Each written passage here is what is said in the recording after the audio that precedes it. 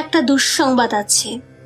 যারা আমাকে ভেঙে চুরে টুকরো কাঁচের মতো ছড়িয়ে দিতে চেয়েছিল তাদের জন্য।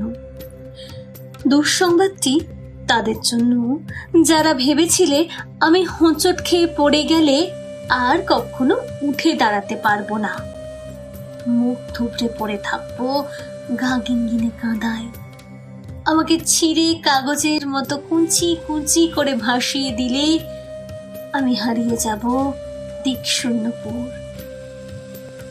যে আমাকে টেনে হিঁচড়ে নামিয়ে নিতে চেয়েছিল অতলান্তিক বিষাদ সমুদ্রে, ডুবিয়ে দিতে চেয়েছিল এক পৃথিবী বিবিংসায়, যে আমাকে অযুত রাতের কান্না লিখে দিয়ে বুকের ভিতর খুঁড়ে দিতে চেয়েছিল শ্যাওলা জমা স্যাঁতস্যাঁতে এক মজা পুকুর, যে আমাকে দুঃখ দিয়ে পুড়িয়ে শেষে উড়িয়ে দিতে চেয়েছিল ছাইয়ের মতন, তাদের জন্য দুঃসংবাদ। আমি এখন পাখির মতন।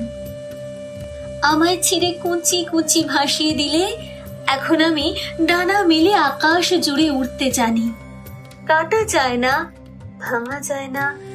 আমি এখন জলের মতন ভেসে যেতে যেতেও হঠাৎ জলোচ্ছ্বাসে ভাসিয়ে দিতে আমিও জানি।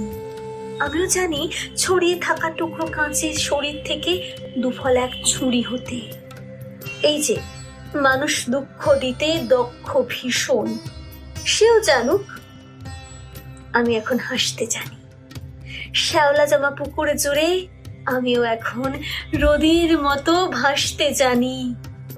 প্রস্থানের গল্প লিখেও ইচ্ছে হলে আবার ফিরে আসতে জানি। আমি এখন পুড়ে যাওয়া ছাইয়ের ভেতর জেগে ওঠা ফিনিক্স পাখি।